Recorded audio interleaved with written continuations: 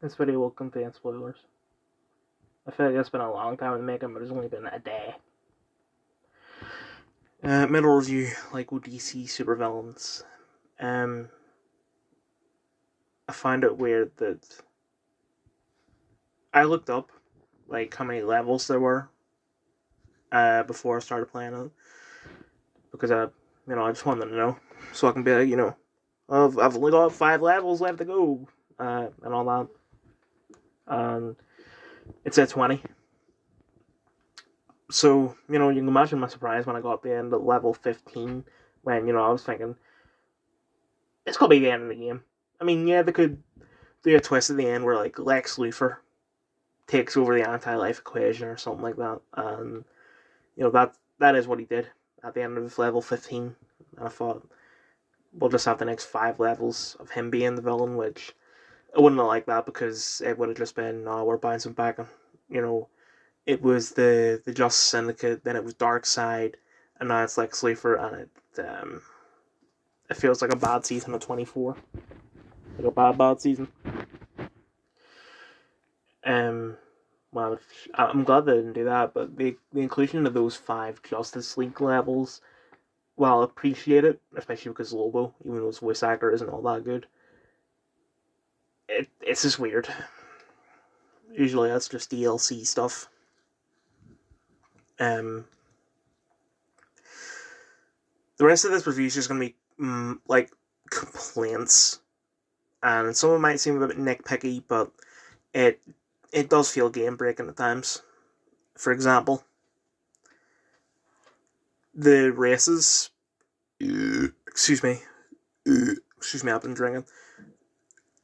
Excuse me. The races suck.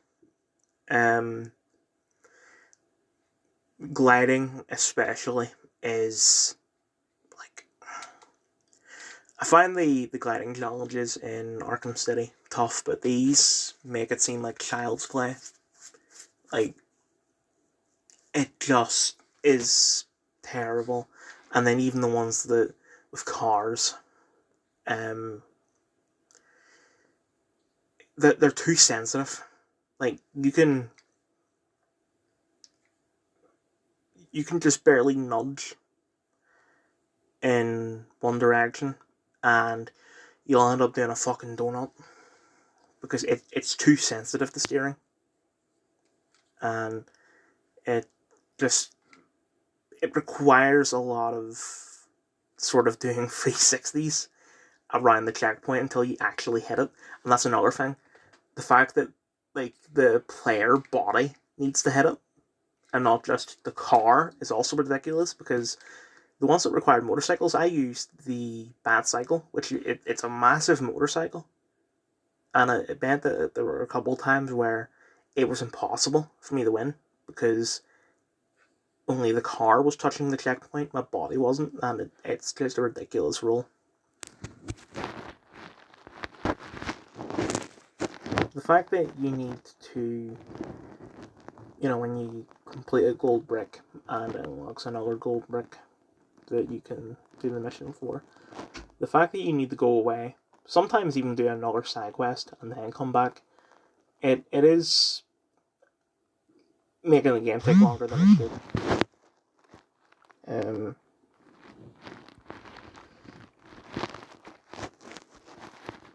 Telekinesis, like the fact that any other thing in the game that requires a certain character with a certain ability, they will, when you hit triangle, will automatically bring you to a character like that, whereas telekinesis doesn't, and there's no indication that what the sparkle is telekinesis.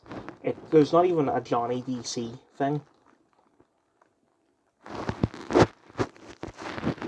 It's annoying that all the characters have one line that they say every single time you get a collectible, whether it be a race, a gold brick, a character, whatever. Like, Sinestro is the character I play as the most, because he flies. And anytime that he picks up a collectible, it's like, oh, this is proof that fear is the most powerful thing in the world, or whatever. And Let me see.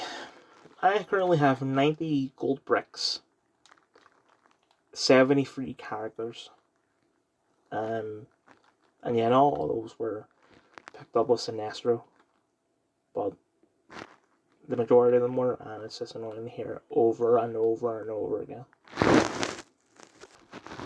I don't know why they've inflated studs in this game. Most of the others, it's, you need only, I'm saying, 1,000,000 for your 2 times multiplier, and then about 10 for the 10 times. In this game, 10 times is 50. Like 15 mil. The true villain stud requirements are like 150k. And it's just, I don't get why they inflated it. It makes no sense.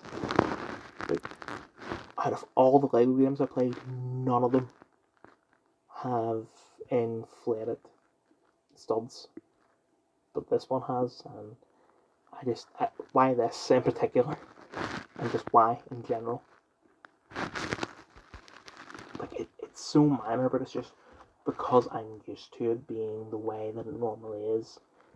When I was playing the story levels at the start, I was like, holy shit, I'm getting quite a lot of studs here. Like, I'm set from playing one level alone. But then I realized that, I haven't even filled up the stud requirements halfway. And then I realized that they inflated it. Michael Ironside's performance as Darkseid in this is amazing. I already knew that he did the voice of Darkseid. I just didn't know that he did it in this.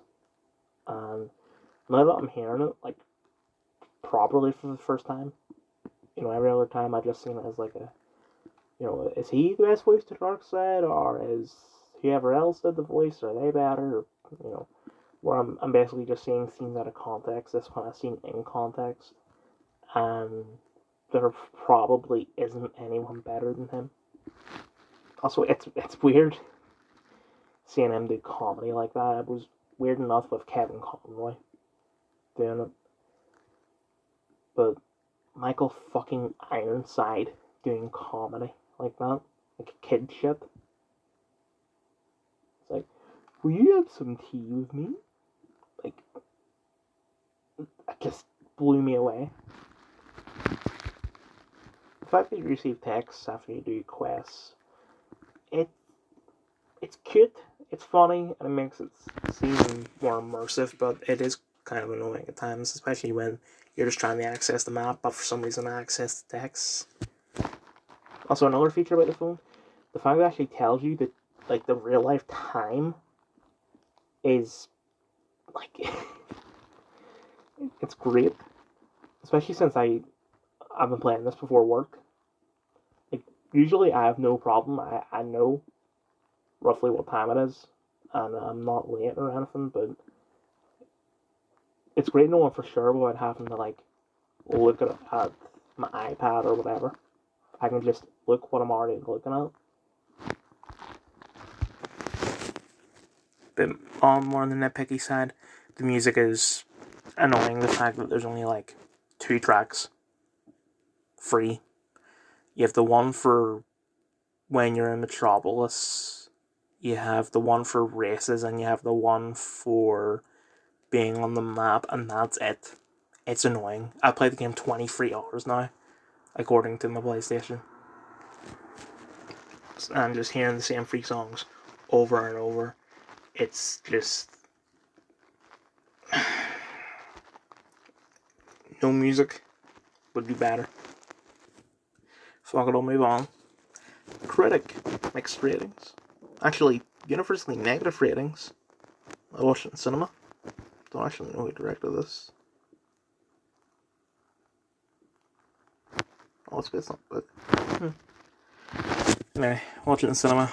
Ian McKellen, Gemma Arterton, Mark Strong, Alfred Enoch. Colin Firth, I don't think is in it.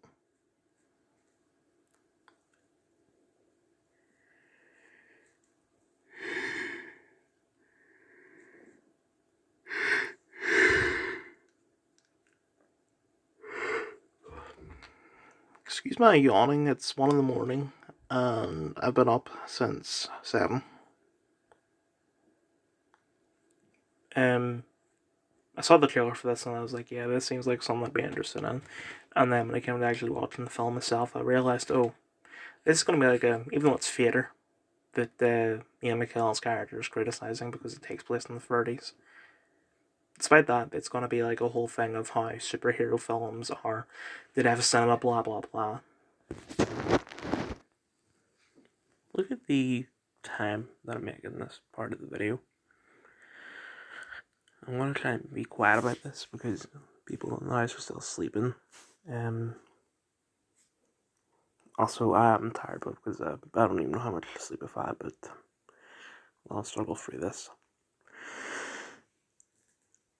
I don't know what I thought, but I read that it was a thriller.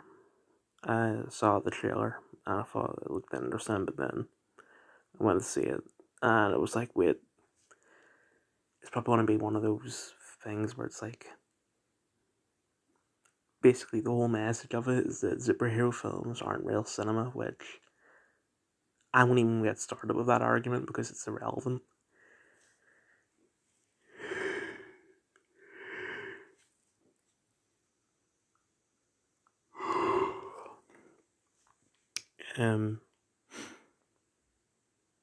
But then he gets fired, and it's like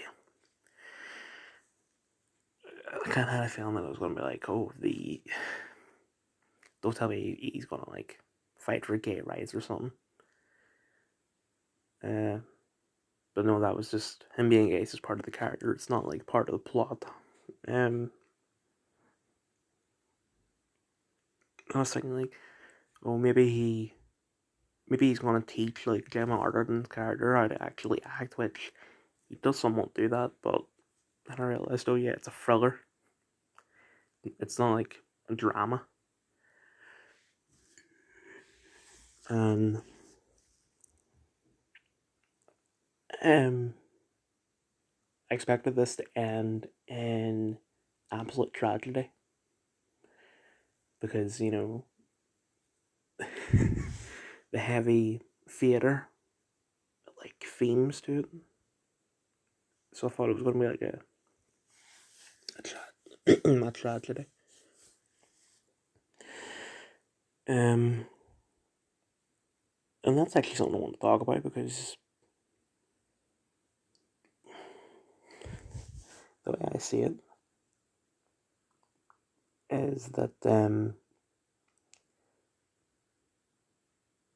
if you have literally every single character dying, every single character going through horrible shit, like it's just it's boring because it's repetitive.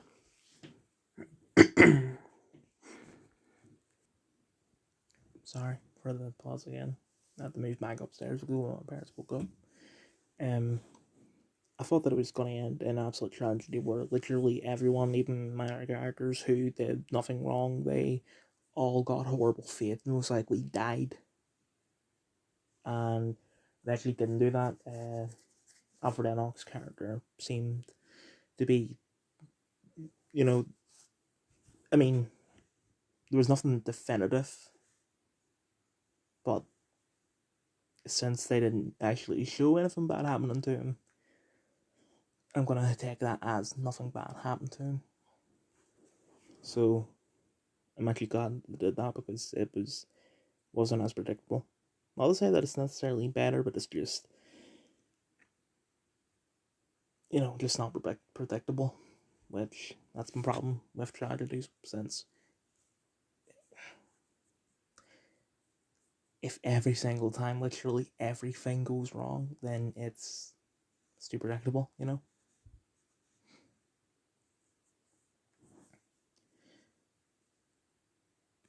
I don't know how much I've said, but I'm just gonna leave it there.